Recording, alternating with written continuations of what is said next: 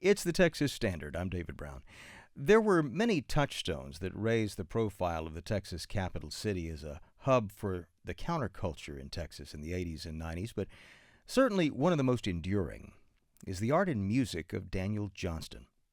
The musician was known for his bare-bones lo-fi recordings as well as his striking visual art, his famous Hi, How Are You frog seemingly inextricable from the very idea of quote-unquote Austin Weird. But when he died in 2019, Johnston left behind many, many more recordings, drawings, and other ephemera, much of which had been collected by his close friend and manager, Jeff Tartakov. And now, for the first time, some of that collection will be on display for the public as part of a new exhibit at the Wittliff Collection at Texas State University in San Marcos. Jeff Tartakov joins us now at the Texas Standard Studio to tell us more about the exhibit. Jeff, welcome to the show. Hi. Also with us is Hector Saldaña, music curator at the Wittliff Collection and a big friend of the Texas Standard. Hector, great to talk with you again. Likewise. Thank you, David.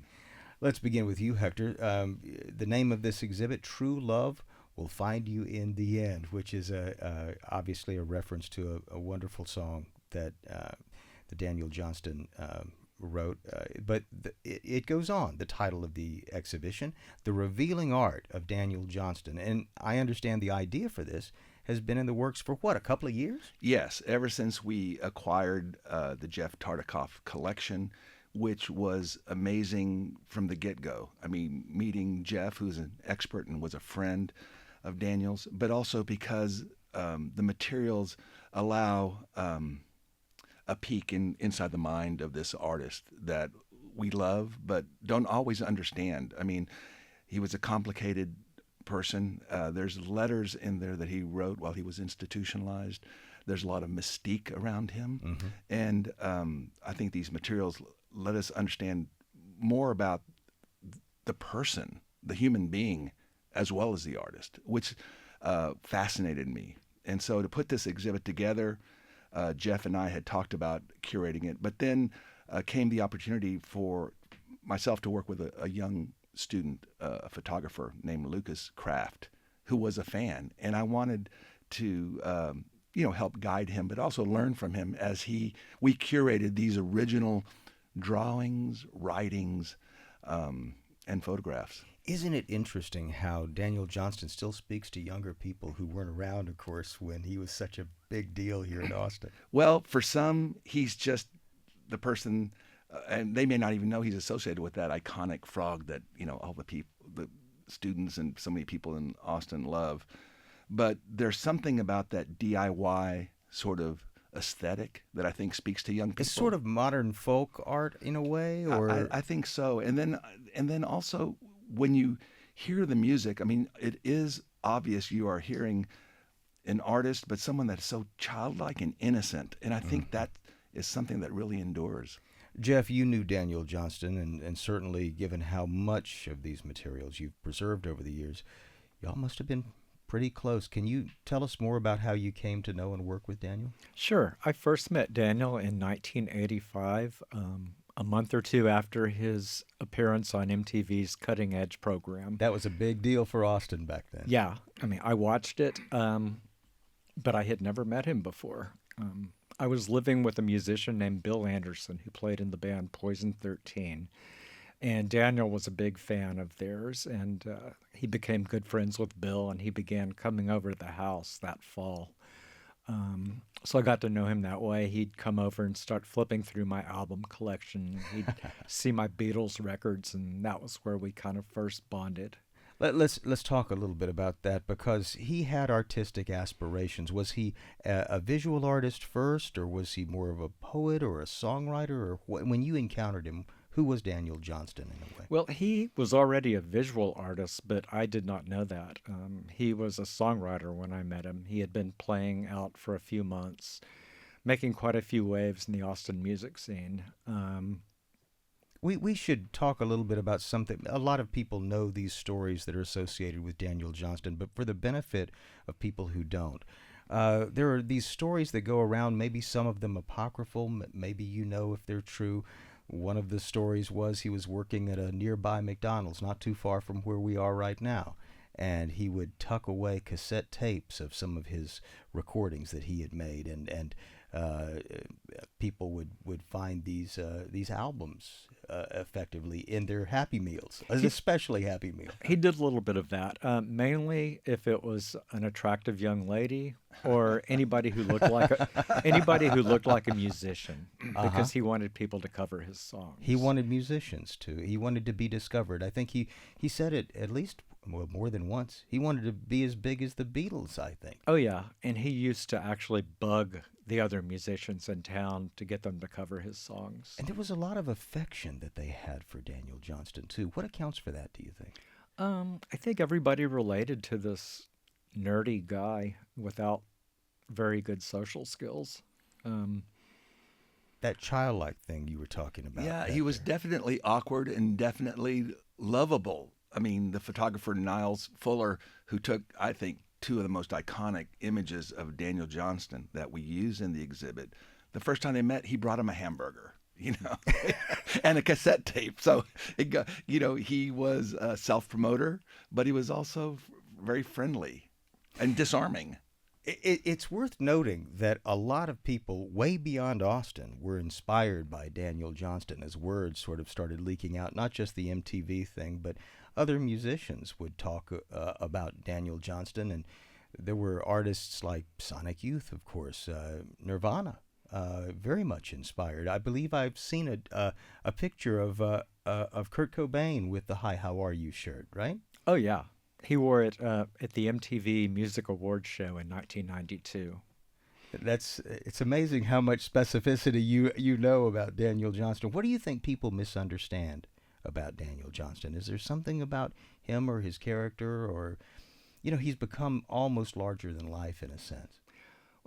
It might disappoint some people to hear this, but I think his childlike innocence is somewhat misunderstood, because he was a lot more self-aware than people give him credit for. And after a certain point, when he saw that people were talking about and writing about his childlike innocence, he would play it up. Very interesting.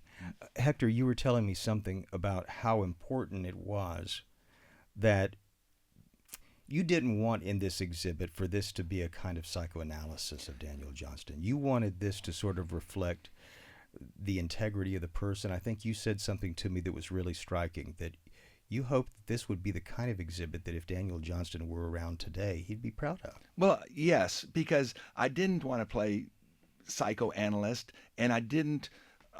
I think the materials, like a good quote, speak for themselves. And so I thought, if you come at it from loving the music, misunderstanding the mystique, maybe feeling a certain thing about him because of his mental health issues, I thought the materials could help you, give you some insight if you walked into that space. And so when I was working with Lucas Kraft, the student, we kind of went through each piece, and when he would pick something, we kind of would talk about, well, why is this speaking to you? What are what are we going to say? Why? And we came up with a good selection.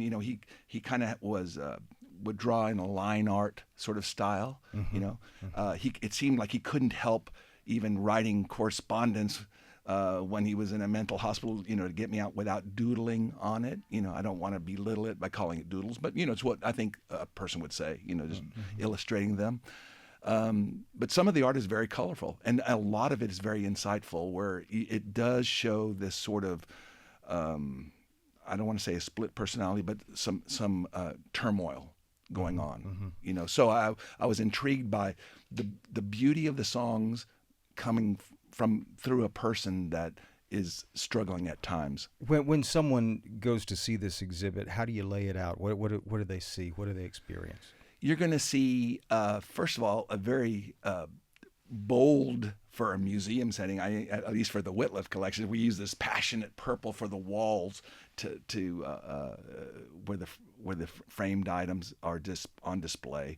We have a beautiful Niles Fuller image, larger than life, huge, to that thing about, would Daniel like it? I wanted to present it the way we would do almost anybody, and also try to show this artist, in a sense, at his peak, but maybe at his most vulnerable. And so you'll see a case of things that he wrote that, it will leave you, it'll give you understanding, but it'll leave you with some questions too, like what exactly was going on with Daniel. It kind of makes those who have been exposed. I'm always struck by this, that people who are exposed to his music, they never stop there. They always want to dig more into it. And I'm curious, what do you think that's about? Well, first of all, there's just so much of it to be discovered. He was very, very active as far as his songwriting goes. He never stopped writing. No. And it's actually kind of unfortunate that in his last few years, the recording didn't keep pace with the songwriting, because there are notebooks full of songs that never got recorded. Jeff, he did enjoy a lot of popularity after the release of a documentary. What was it, around 2005 or so? Yeah, it premiered at Sundance in 2005, The Devil and Daniel Johnston, where it actually won an award for Best Director. He was, in 2019, you were telling me he was found dead at his home. I believe he was assisted living at the time. Is that right? Yes. Yeah. At that time, what do you think he made of his place in pop culture? Did he have a strong sense of that, and how did he feel about it? I think he did. I think he was aware that he had reached most of his goals, probably all of his goals, except for ending up with the woman who married The Undertaker. But professionally, he probably felt like he reached the top. I mean, I think he had given up on being as big as the Beatles and was happy just to be as big as the Butthole Surfers. True. I'm sorry. Go ahead, Hector. I think so. I see it slightly differently. I think the materials, and Jeff is right, there's so much of it. And the Wittliff Collections, I mean, we're privileged to preserve it and to, we learn from it. But I think, again, going to whether he felt, I mean, obviously he felt he'd made it, but I think there was a cost to it. And some of the drawings even show that, where this happy frog, that we love so much, and sort of captured by the media in a sense? Yeah, but one of them shows it all shackled. So you wonder, did it become an albatross around him? Did he wonder, I mean, this is the stuff, I guess, for researchers, did it become something that he wanted to escape or embrace? I mean, I think the materials show that at times he was embracing that sort of image, and there were other times when there is a question of how much it might have caused him some pain. Yeah, there's some lingering sadness because we don't really know if true love found him in the end. It did not in a conventional sense, right. But I think he felt the love from his fans. Yeah. Oh, that's great. And I think he would love that the young man, Lucas Kraft, who curated this, he told me a story that he sings Daniel Johnston at karaoke. I mean, that blew me away when we were doing the labeling. I said, you got to put that story at the top. I mean, my God, that's just, I've never personally witnessed anyone. I said, I didn't know that you could sing Daniel Johnston at karaoke. So I think it's great. So, I mean, it does show that he's enduring, and there might be different entry points, but Jeff's collection allows us that option, to pick how we want to learn about it. As you say that karaoke thing, it makes me think, is there more perfect music than Daniel Johnston? I mean, my goodness gracious. Listen, I can't let you guys go without talking a little bit more about the music. I know that when I hear the name Daniel Johnston, or I that vision of the frog, pops into mind, I always think of this song that he did called "Story of an Artist," which is heartbreaking, and there is a certain self-knowledge to it, I believe, that as you were talking about there, Jeff. But it is a truly beautiful, beautiful song, and I've wanted to turn other people on to Daniel Johnston. And in that spirit, I wonder if I can ask you both, give me a Daniel Johnston song if we're trying to turn others on to his power as a musician. My current favorite is from the cassette The What of Whom, and it's called Peekaboo. The only person that's covered it, to my knowledge, is Phoebe Bridgers, who did a really great version. It's autobiographical and tells the story of what it was like to be Daniel Johnston. Hector, do you have one? I think I've been listening to a lot lately. I go back to a song called Go, which is kind of gentle. He's talking to someone, but then there's sort of this global message in there that life's a bowl of cherries. You can have as many as you can carry. And I love that. That's great. That's a great couplet there. I love that. And I'll just throw out one more. If you're looking to ease your way into Daniel Johnston, Speeding Motorcycle, if you're not familiar with Speeding Motorcycle, that's a terrific entry point too. We've been speaking with Hector Saldaña, who's music curator at the Wittliff, and Jeff Tartakov, friend and former manager to Daniel Johnston. We'll have a whole lot more over at texasstandard.org, and we encourage you to check out this wonderful exhibition. True Love Will Find You in the End, The Revealing Art of Daniel Johnston, on display now through December of this year at the Wittliff Collection, Texas State University in San Marcos. Hector, Jeff, thank you both so much for joining us on The Standard. Thanks for having us. Thank you.